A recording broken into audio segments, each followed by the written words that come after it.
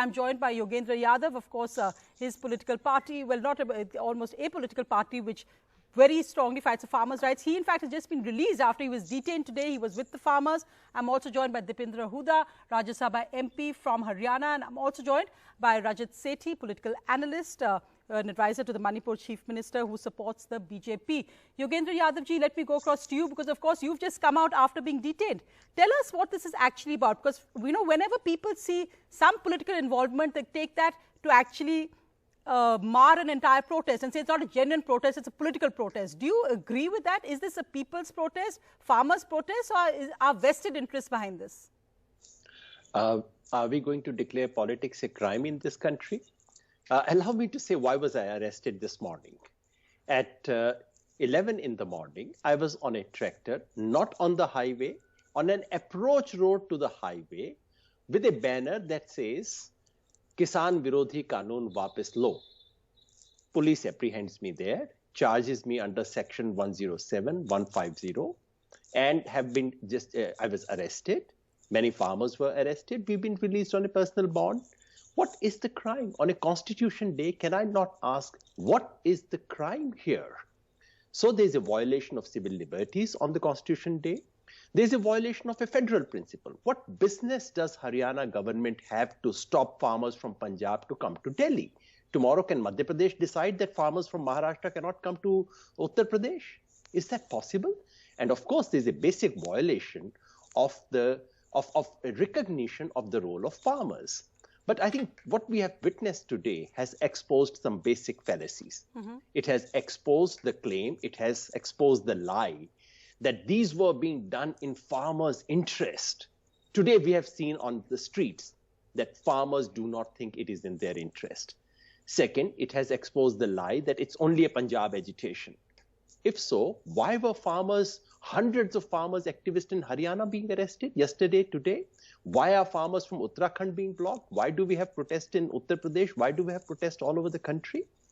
Right. And it has firmly placed the issue of farmers on the national agenda. You call it politics. I would say we should welcome this kind of politics. But the funny thing, Sonia, is that those who accuse others of politics, in fact, are politicians. They hold constitutional positions based on this. And allow me to finally say, frankly, I know Dipender Huda ji is here, but allow me to say, frankly, opposition parties just don't have the strength to be able to organize farmers. Honestly, they are irrelevant in today's agitation. That's an important point. Dipender Huda, if you could come in, and then Rajat Sethi, you can answer both the viewpoints that are very different from yours. But Dipender Huda, if you could come in on 2 points. One, you heard the Haryana Chief Minister today accuse the Congress Punjab Chief Minister, say you are inciting this violence. And two, this point that where is the opposition? The opposition can't ride on the coattails of the farmers here. See, it's rather unfortunate. The observation that my dear friend Yogendra Yadav just made, and also, when you were talking to Harsimrat, I was hearing that conversation, and you said, you made 2 points, that why is it only Punjab, and why in Bihar, the results do not show the kind of farmer anger or agitation against these. So, answers to both lies in a by-election which was just recently held in Haryana, in a constituency called Baroda. It was a by-election. The ruling alliance of BJP plus JJP combined 1 year back had polled 70,000 votes in this constituency, and Congress 40,000 votes. In a gap of 1 year, in a state where a state government has still 4 more years to govern, not only did we cover 30,000 deficit, but we won by 12,000, more than 12,000 votes. So you can. This is an answer to that question, whether it's just Punjab or it's across a lot of states in North India, especially Punjab, Haryana, Western UP, and some of the other states where the farmers are severely affected by these anti-farmer laws. Farmers, and this was a decisive, I was in charge of that election, I campaigned in that election. Right. This was the decisive point. We fought the election and we sought mandate either for or against these farming laws, and people of our state and of this constituency, which is a primarily agrarian constituency, supported us wholeheartedly. And for Yogendra Yadav ji to say that, the opposition is not there. We defeated the ruling alliance, sir, and we defeated them decisively. That's the mandate. In democracy, you show your strength by, either winning or, defeating a particular. Okay, I take so we won that election. But unfortunately, now coming to the second point, the lesson was not learned by our government, led by Manohar Lal Khattar ji. He should have learned a lesson. He should have understood that farmers of Haryana are against these laws. And what he kept saying during the election, and he repeated to Captain Amrinder Singh ji today in his tweet, saying that I promise that there will be no trouble on MSP. He just says that. Why doesn't he take a lesson from the defeat in Baroda, and what he's saying, get that converted into a law? What farmers are seeking is no empty words, but a law. You made 3 laws. Guaranteed MSP. If you are actually, in fact, that's what you've argued. I take that point because that's what you say, that Congress governments have passed that to guarantee the MSP. Now, Rajat Sethi, there are 2 arguments that you have to counter. In fact, actually 3, because we had Harsimrat Badal also before that. But let me just summarize them for you. One, of course, is the fact that these are farmers' protests. If these laws are good for the farmers, why are they so unconvinced of it? Surely by now, 3 months later, there's something wrong with either government communication or the fact that this law is not working for farmers. 2, and this is important, why can't farmers peacefully protest? If we can hold political campaign rallies, surely we can't use Corona now as an excuse to say that farmers can't march to Delhi. It's their constitutional right. Allow me to, address some of these concerns that have been raised by the fellow panelists. First thing that Devendraji was mentioning was 1 by-poll seat, which Congress party won. But if that was the metric, by-polls were being held right from Gujarat all the way till Manipur, from Uttar Pradesh to Madhya Pradesh to even Dubak in Telangana. Every single place the BJP won. Are the people there not farming do not belong to the farming community? Of course they do. There are all rural areas across the nation, and unequivocally they made the stand clear that they are backing Prime Minister Narendra Modi's policies, and that includes the farm policies. So that rationale that has been put forth doesn't make sense. Secondly, coming to the question of MSPs, the Congress party has ruled this country for so many years, for so many decades. We all know that MSPs were actually being given through executive orders, through administrative rulings, etc. They did not legislate it, and now they are exactly questioning the same thing, the same kind of reforms that were actually mentioned in their manifesto for 2019 election. So what I don't understand is that whom are they fooling?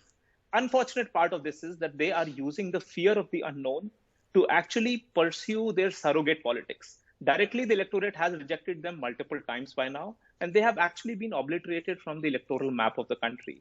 They're using this opportunity to somehow just catch on to the straws that are left behind, and they believe that fanning this fear of the unknown, perhaps something bad is going to happen. It's natural for the farmers to then fear that something bad might happen. So and of course, there is a channel open that the government has answered a bit on the Congress. But Rajatji, I would like to ask the first part of the question again. Why is it that farmers, and this we've had our reporters, you've heard them, you've seen them, are talking, they are not convinced by this policy. Forget what Dipinder Hooda and Yogendra Yadav and Harsimrat Badal think. The farmers don't seem to be convinced. Otherwise, they would not be out in so many numbers. No, so even if it's Punjab, Haryana and Western UP, there's still a constituency you need to address, and you should address as a democratic government.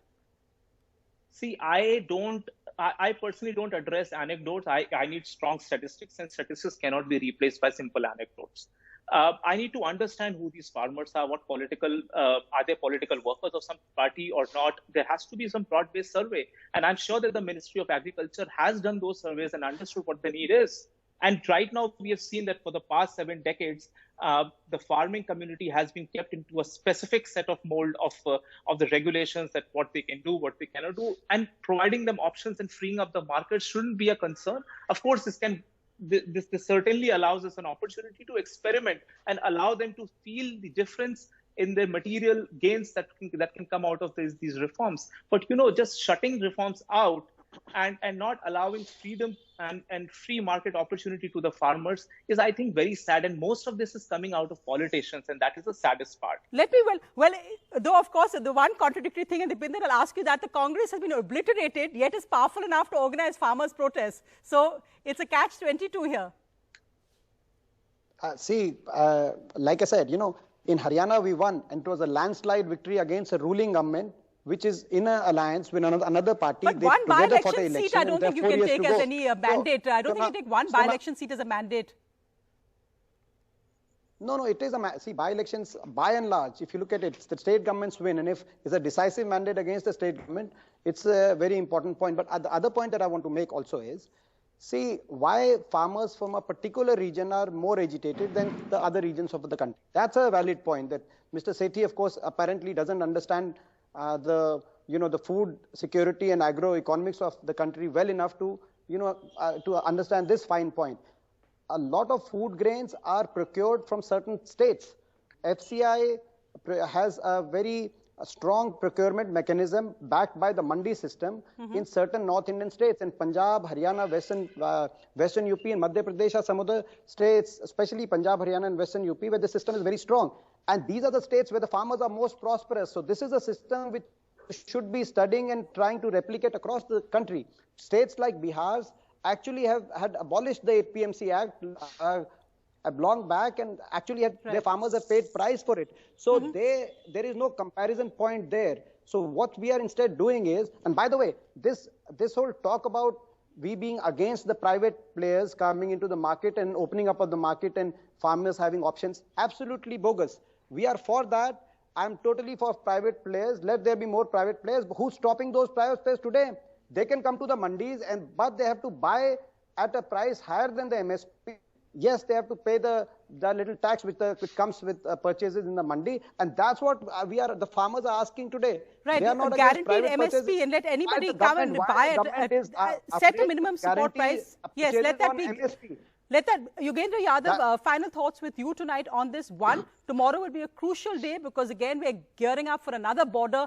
Harsimrit said it's like enemies of the state. I have to say, seeing riot control vans out against farmers does seem to me extremely ironic. It's sad to actually see that. But tomorrow will be a day where... No, but the headlines often in Delhi papers will be about the traffic jams that are being caused for commuters. What do you think will be happening tomorrow morning? Will you urge all farmers that this should stay peaceful? This shouldn't become something which becomes a higher clash? And two, do you think just giving a guaranteed MSP would actually solve the problem if the central laws change for a guaranteed MSP? One thing is quite clear. This struggle is here to stay. This will go on unless the central government is willing to back down. Saying that we are willing to talk is nothing unless the government says we are willing to reconsider these acts. That, to my mind, would be beginning of a serious conversation with the farmers. That has not happened.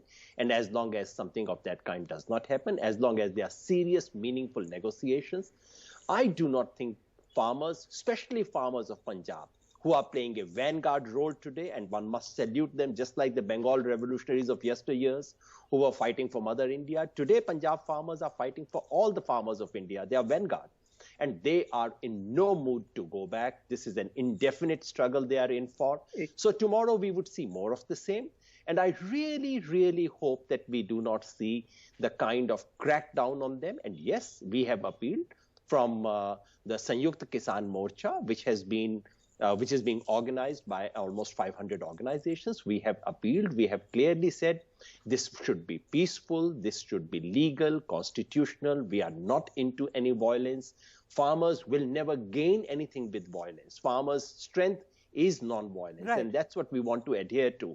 On the MSP, allow me to say, no Congress government has given that either. Punjab has not assured it. They have just a minor penal clause. So MSP is important. MSP is not the only solution.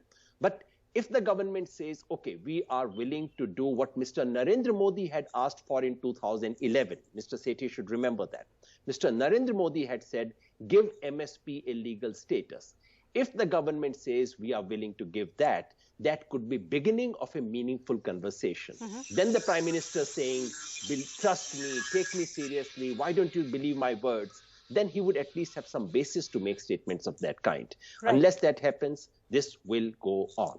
Right, and we will, of course, focus on this as well. Thank you very much, Deepinder Hooda, Rajat Sethi and Yogendra Yadav for joining me literally just minutes after he's been released today. Will you be joining the march again tomorrow? Yes, of course. And just waiting to join farmers of Punjab just to say thank you for them. Just to say you are doing it for the rest of the country, and the farmers from all over India are with you. Right. Yogendra Yadav, Deepinder Hooda, Rajat Sethi, thank you very much.